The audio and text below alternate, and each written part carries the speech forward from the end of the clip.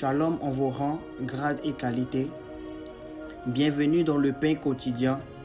Demeurez davantage sous la faveur de notre Seigneur Jésus-Christ.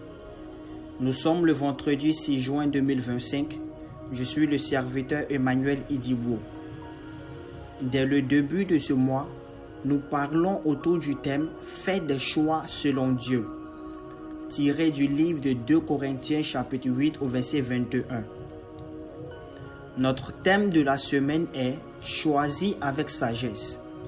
Je veux marquer une courte pause pour rendre toute la gloire à Jésus pour la vie de nos responsables, les principaux des assemblées Rehoboth qui nous ont précédés dans cette première semaine, notamment notre évêque Samuel Adé, le docteur Franck Adé, y compris tous les pasteurs de la maison. Le thème soumis à notre étude en ce jour est la sagesse d'en haut, tiré du livre de Jacques chapitre 3 au verset 17. Nous lisons la parole du Seigneur avec respect. La sagesse d'en haut est premièrement pure, ensuite pacifique, modérée, conciliante et pleine de miséricorde et de bons fruits, absente de duplicité, d'hypocrisie. Parole du Seigneur. Amen. Le contexte de Jacques, chapitre 3 au verset 17, est celui d'un débat sur la vraie sagesse et la façon dont elle se manifeste. Jacques s'oppose ici à une sagesse fausse et égoïste qui se manifeste par la jalousie, par l'ambition personnelle et les conflits. Il montre que cette sagesse terrestre n'est pas de Dieu, mais est en réalité démoniaque et conduit au désordre et à toutes sortes de mauvaises actions. Alléluia. Alors, lorsque nous voyons dans le livre de Jacques, chapitre 3, versets 1 à 12, nous constatons que Jacques s'adresse spécifiquement aux enseignants et à la puissance destructrice de la langue. Il souligne qu'il est difficile de manifester ou du moins de maîtriser sa langue et que la parole a un impact vraiment considérable. Alléluia. Il compare la langue à un petit feu qui peut incendier une grande forêt et à une source qui ne devrait pas donner à la fois de l'eau douce et de l'eau amère. Il avertit contre les paroles blessantes, la calomnie et la médisance. Alléluia.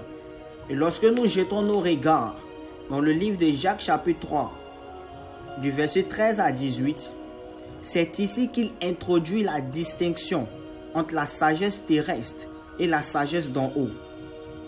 Il demande à ceux qui se croient sages et intelligents de le prouver par leurs bonnes actions, accomplies avec une douceur pleine de sagesse. Alléluia. Il oppose la sagesse terrestre, en d'autres termes la jalousie, l'ambition personnelle et le désordre, à la sagesse qui vient d'en haut et qui est décrite au verset 17. Alléluia. Alors, déjà, quelles sont les façons d'appliquer l'édification liée à notre thème de ce jour dans notre vie quotidienne ou dans nos activités? Alléluia. Déjà, il faut savoir que l'application de cette édification biblique de Jacques chapitre 3 verset 17 à notre vie quotidienne est en fait un défi constant et une source d'amélioration personnelle. Voyons ensemble quelques méthodes. Amen. La première méthode que nous pouvons voir ici, c'est l'examination de notre conscience. En d'autres termes, l'auto-évaluation. Il est important ici de prendre régulièrement le temps de se poser et d'évaluer nos motivations. Sommes-nous animés par la jalousie, l'ambition personnelle ou cherchons-nous réellement le bien des autres? Alléluia. Le deuxième point que je veux développer ici, c'est la parole et les actions. Nous devons analyser nos paroles et nos actions. Est-ce qu'elles reflètent la douceur, la paix, la patience et la miséricorde décrites par Jacques? Ou sont-elles teintées d'amertume, de jugement ou d'égoïsme? Alléluia. Le point suivant sur lequel je veux m'attarder ici, c'est cultiver les qualités de la sagesse d'en haut. Et comme qualité, nous pouvons nommer ou citer la pureté. Nous devons nous efforcer d'avoir des pensées et des intentions pures. Évitons les commérages, la médisance et les motivations cachées. Alléluia.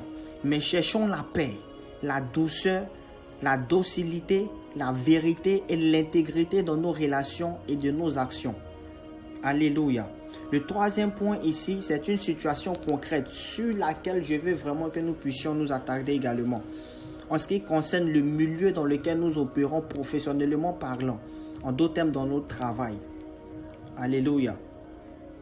Évitons la comparaison, la compétition malsaine et les commérages au bureau.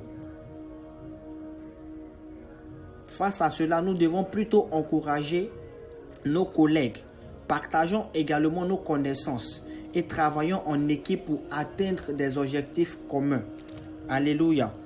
Le deuxième cadre dans lequel je souhaiterais que nous puissions également porter attention, c'est dans le milieu de notre foyer, dans le domaine familial.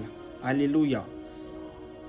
Nous devons être patients et compréhensifs, alléluia, envers nos proches. Évitons les disputes inutiles.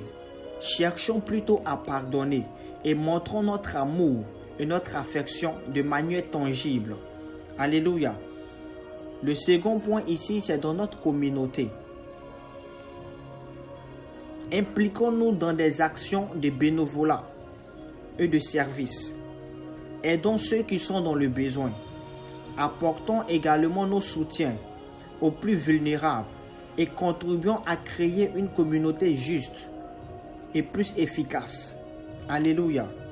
En cas de conflit, au lieu de réagir avec une colère ou arrogance, prenons du recul et cherchons à comprendre le point de vue de l'autre. Alléluia. Efforçons-nous de trouver une solution pacifique qui bénéficie à tout le monde.